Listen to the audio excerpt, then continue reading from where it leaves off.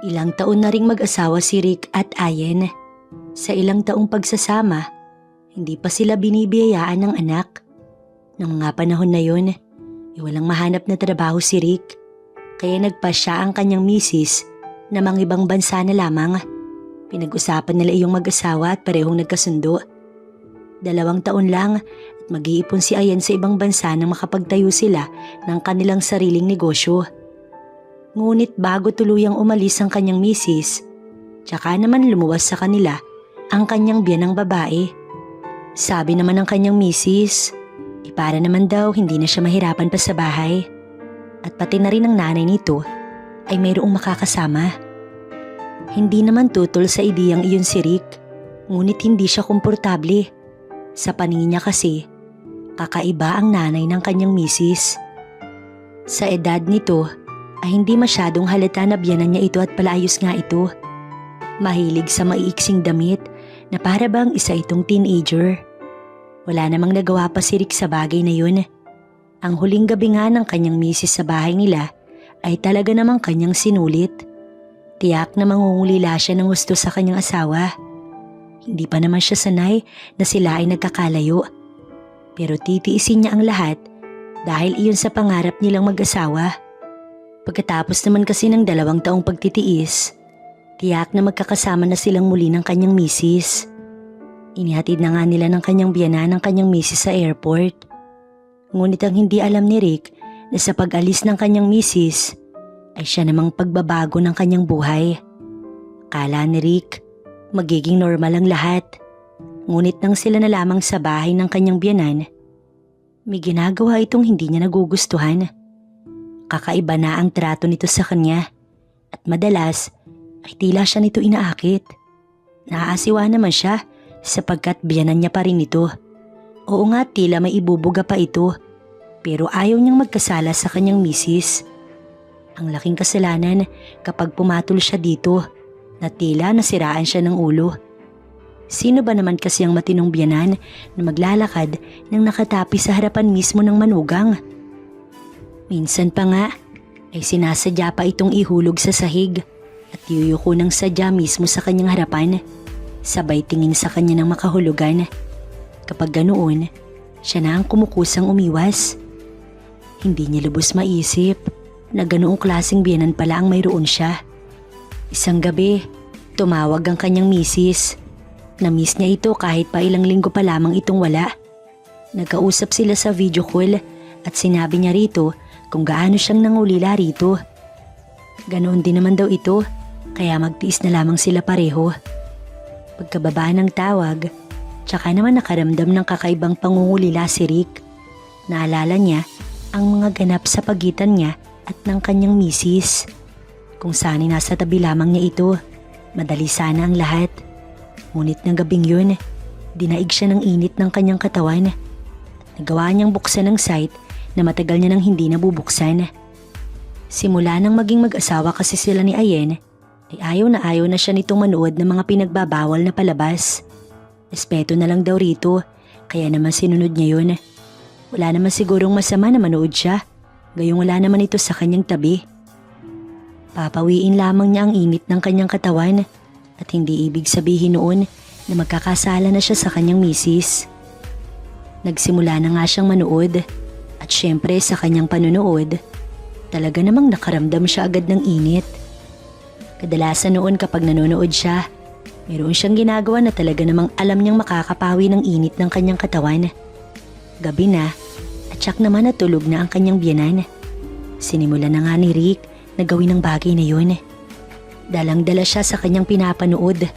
Kulang na lamang, pasukin niya ang site at siya na mismo ang gumawa ng bagay na iyon sa kaparehang babae ng lalaki. Gigil na gigil siya, lalo pa naririnig niya mula sa kanyang earphone ang mga ingay na pinakakawalan ng babae. Pakiramdam ni Rick ay siya ang lalaking iyon. Kaya naman mas lalo pang sumidhi ang init sa kanyang buong sistema. Kagatlabi niyang pinanood ang halos 20 minutos na haba ng video na yun at talaga namang gustong gusto niya. Napapatingala pa siya, ang tila ba mararating niya na ang dulo. Ganoon na lamang ang pag-awang ng mga labi niya Nang kasabay ng mga pinapanood niya ay narating ng mga ito ang dulo. Ganoon din siya. Bahagyang nanghina ang kanyang katawan at natapos na rin ang pinapanood niya. Naghanap siya ng basahan tsaka inayos ang sarili. Sa wakas, tsak niyang makakatulog na siya ng mahimbing. Napahinga na lamang siya ng maluwag at inalala ang kanyang misis. Kapag nalaman nito ang ginawa niya, tsak na magtatampo ito ng husto. Pero wala naman siyang ibang kasalanan bukod sa ginawa niya.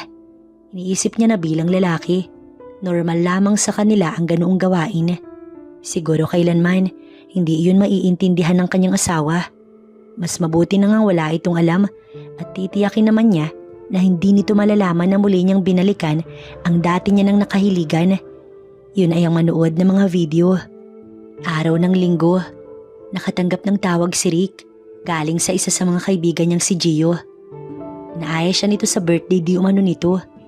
Kaunting kasiyahan lang daw nilang magbabarikada kaya pumayag na rin si Rick. Paalam na siya sa kanyang biyenan at hindi pa naman nakakatawag ang kanyang misis. Mukhang wala yata sa mood ang biyenan niya at hindi man lang siya nito sinagot. Hinayaan na lamang niya ito tsaka naligo at nagbihis. Ilang saglit pa, lula na siya ng motor niya papunta sa bahay ng kaibigan niyang si Gio. Pagdating niya, nagkakasiyahan na nga ang mga ito. Binati na niya ang kaibigan dahil nga sa kaarawan nito. Kaagad na siyang inaya nito at ng iba pa nilang kaibigan na sumama na sa mga ito sa inuman. Napansin niya na may kasamang babae ang bawat isa sa kanyang mga kaibigan. Magaganda ang mga babaeng yun at natatawa na lamang siya. Mukhang hindi pa nagbabago ang mga ito, gayong tatlo sa mga ito ay may asawa na rin.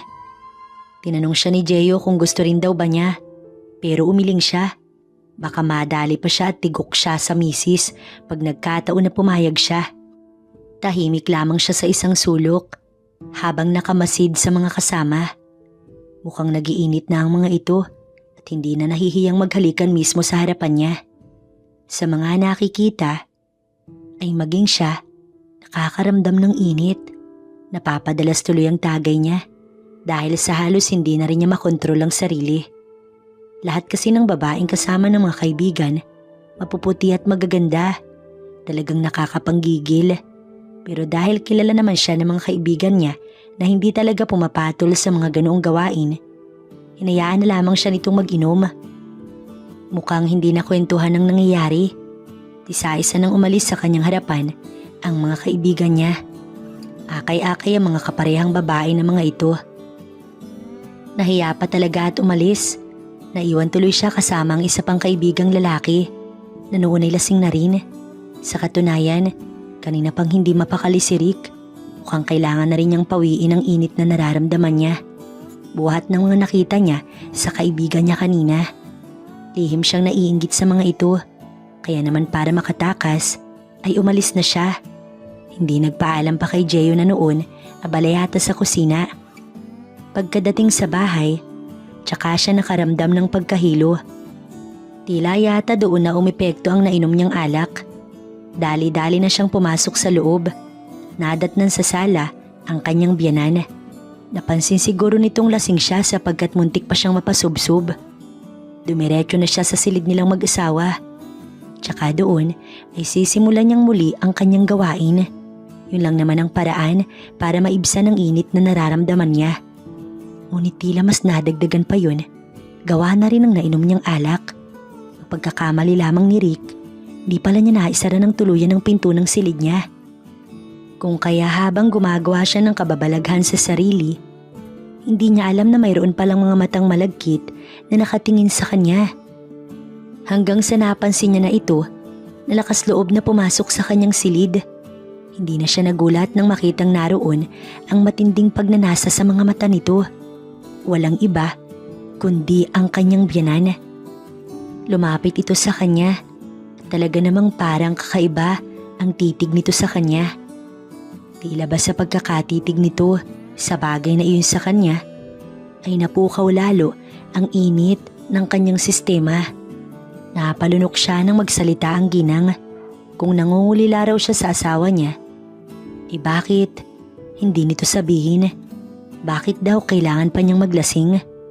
Dinagdag pa nito na maging ito raw, matagal na ring nangungulila sa isang lalaki. Bagay na siyang halos ikatindig ng balahibo ni Rick. Ngunit hindi mapawi-pawi ang init na nararamdaman niya. Napaawang ang labi niya nang maidugtong ang ginang sa mga sinabi nito. At iyon ay ang handa raw itong maging pansamantala na kanyang kasama. Handa raw itong maging panandali ang saya niya. Basta raw ay game siya sa larong gusto nito. Siguro dala na rin ng alak kaya nakuha nito ang gusto nito. Hinayaan niya itong gawin sa kanya ang anumang nais nito. Tutal naman ay naroon na ito at wala namang makakaalam sa gagawin nila. Tsaka na lamang niya pagdudusahan ang parusa niya sa kanyang misis. Wala na siyang nagawa nang damhin ng ginang ang bagay na iyon sa kanya. Talaga namang hindi ito mapipigilan. Hindi niya yun naasahan na ganoon ang kanyang magiging pakiramdam. Talagang hindi na talaga niya mapipigilan. Napailing siya nang makitang may ilalaban pa nga ito. Maganda ito kaya siguro nahirapan din siyang tumanggi rito. Tuluyan na nga siyang nalunod sa kumunoy na alam niyang wala nang ahonan pa. Naisip niyang magkatulad lamang pala ang mag-ina. Yun nga lang ay mas may thrill ang ginang kesa sa asawa. Isipin ba naman na habang kumakayod ang anak sa ibang bansa, naroon naman ang ginang upang siya'y pagsilbihan. Talagang ang isiping yun ay makasalanan. Ngunit talaga namang kakaiba sa pakiramdam. Hindi makapaniwalang pinagmasdan ni Rick ang ginang na walang humpay sa ginagawa nito. Talagang gustong gusto nito ang ginagawa na para yata itong mababaliw. Maging siya ay tila nawawala na sa katinuan. Dala na rin ng init na hatid sa kanya nito. Walang pagsidlan nga ang nararamdamang iyon ni Rick. Pansamantala na naman niyang nakalimutan ang pangako sa kanyang misis. Halos wala nang pagsidlan si Rick ng init na nararamdaman niya ng mga oras na yun. Tila ba anumang sandali, kanya nang mararating ang dulo. Hindi na nga nag-aksaya pa ng oras si Rick at muli niyang pinag-isa ang kanilang mga sarili. Talaga namang napapikit siya ng mariin. Nang mga oras na yun, hindi na nga mapigilan ng ginang na walang lumabas na ingay sa lalamunan. Kaya naman itong si Rick, mas pinag-igihan pa ang ginagawa niya. Hanggang sa maya-maya lamang ay tila ba narating na nito ang dulo at siya man ay ganoon din. Walang humpay na saya ang nadama niya. Bahagya siyang nanghina at nahiga sa higaan. Hingal na hingal siya at ganoon din naman ang ginang. Kapwa sila bumabawi ng mga nawala nilang lakas hanggang marinig niyang sinabi nito na, "Napakaswerte naman ng asawa mo. Ikaw ang napangasawa niya. Yun nga lang, hindi niya masusulit ang kabataan niya na kasama ka kasi ng ibang bansa siya. Heto tuloy ang nangyari at ako ang kasama mo." May kakaiba sa tono nito na kaagad naman siyang nagsisi. Noon ay tila ba siya'y natauhan. Bumangon siya at hinila ang ginang palabas ng kwarto. Mukhang nagtaka naman ito, ngunit nang wala nang nagawa pa nang pagsarahan niya ito ng pintuan. Mali ang mga nangyari sa pagitan nila ng ginang. Ano na lang ang sasabihin ng asawa niya kapag nalaman ito ang nangyaring yun? Tsaka ano na lang ang mukhang iyaharap niya kapag tumawag ito sa kanya? Sa puntong yun, tsaka pa lamang siya tinablan ng konsensya kung kailan tapos na't may nangyari na. Mapapatawad kaya siya ng misis niya kung sakaling malaman ito na may nangyari sa kanila ng ginang? Noon ay nakaramdam siya ng pandidiri. Hindi na iyon gawain ng isang matinong asawa. Kung sana ay nababalo na ang ginang, siya na ang pumigil sa nangyari. Pero wala, nadala siya at nawalan ng kontrol. Kailanman na hindi na yun mabubura. Lumipas sa mga oras, nagmumukmuk lamang sa silid si Rick. Maging sa pagkain ay wala siyang gana. 8:00 ng gabi, nagtumawag ang kanyang misis. Kaagad siyang nataranta. Nag-alangan kung sasagutin ba niya ang tawag. Nahihiya siya, kahit pa wala naman itong kaalam-alam. Napalunok siya at kumuha muna ng lakas ng loob bago sinagot ang tawag. Nakita niyang nakahiga ito sa kama at mukhang naglalambing na naman sa kanya. Ayon dito, madaling araw pa lamang daw sa bansa kung nasaan ito. Tila ba wala siyang mukhang ihaharap sa kanyang misis. Nang bigla Inaya siya nito na gawin daw nila ang bagay na iyon kahit pa sa video call lang. Naguguluhan siya at kaagad na tumanggi. Naalala lang kasi niya ang ginawa nila ng ginang kanina. Naalala niya kung paano itong mabaliw-baliw sa kanya. Mukhang nalungkot naman ang kanyang misis sa kanyang pagtanggi. Sinabi na lang niya na hindi siya sanay sa ganoon kaya hindi na rin ito nagpumilit. Pinakwento na lamang niya ito ng mga ganap nito sa araw-araw.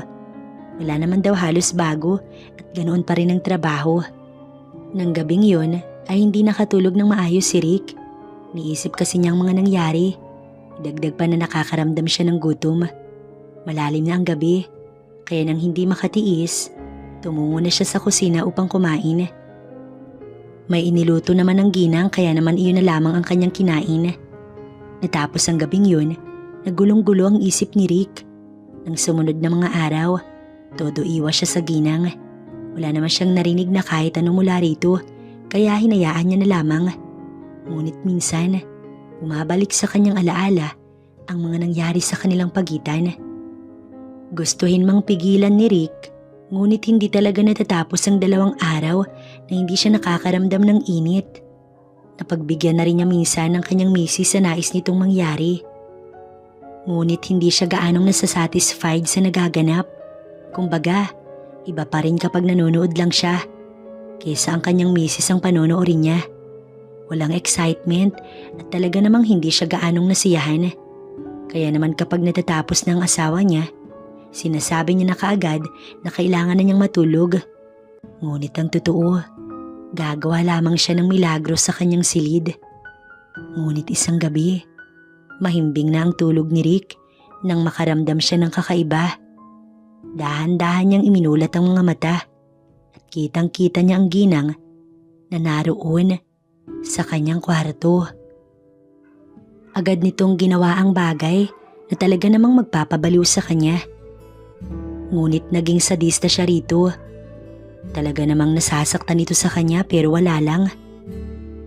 Ginawa niya yun para magtanda ang ginang. Ngunit parang hindi nangyari yun. Lumipas ang mga araw, napanay ang alis ni Rick sa bahay. Umuwi lamang siya kapag matutulog na. At halos hindi na rin niya nakakausap ang kanyang misis. Tila siya unti-unting nasisira dahil lamang iyon sa mga nangyari na kinaiinisan niya. Ngunit hindi niya na maibabalik pa. Nanatili pa rin ang nanay ng kanyang asawa. Ngunit halata ang pag-iwas nito sa kanya. Siguro nga, nadala na ito ng todo sa kanyang ginawang pananakit. Ngunit isang gabi, umuwi siyang lasing. Ilang araw na ring walang ganap sa kanya, kaya noon ay talagang kakaiba ang nararamdaman niya. Lasing man, nagawa niyang pasukin ang silid ng ginang. Doon ay gagawin niya ulit ang gusto niya rito. Tila ba hinahanap-hanap niya na iyon at gustong-gusto niya ng ginagawa yun. Total ay yun din naman ang rason kung bakit iniiwasan niya ang kanyang misis. Nagulat ang ginang sa kanyang pagpasok. Takmang lalabas nang hablutin niya ito at itulak sa kama. Malakas ang pagkakatulak niya rito, kaya naman halos mapasubsob ito sa matigas na higaan. Takmang tatanggi ito nang lapitan niya ito. Agad niyang ginawa ang bagay na iyon sa ginang at maya-maya isipan niyang biglang tawagan ang kanyang misis. Imposibleng masagot nito ang video call niya ng ganoong oras. Ngunit katakataka na sa ilang ring lamang, sumagot ito. Tila yata wala na sa sarili si Rick. Sabay sabi sa kanyang misis, "Tignan mo nga itong babaeng to. Gusto niyang akitin ako habang wala ka. Napakawalang kwenta, hindi ba?" Sa narinig mula sa kanya, nagulat ang kanyang misis. "Huwag kang maniniwala sa kanya." Kitang-kita ng kanyang misis ang ginang. Anong ibig sabihin nito? Gilalas na sigaw ng kanyang misis sa kabilang linya. Ilang saglit pa, pinatay ng asawa niya ang tawag. Ngayon ay haharapin siya ng ginang. Hinila niya ito at muli binaling dito ang inis niya. Pagdudusahan ito ang bagay na halos kabaliwan nito noon. Ngayong sira na ang isip niya, tsaka pa ito magmamakaawa na wag nilang gawin. Sisirain lang din siya nito, sisirain din niya ito. Sama-sama na silang masira. Kaya ng araw na yun ay halos hindi na makahinga sa kanyang ginang. Ginawa niyang lahat dito. Handa siyang makulong. Ngunit sinigurado niyang kailanman hindi na magagamit pa ng ginang ang pinagmumula ng kasiyahan nito.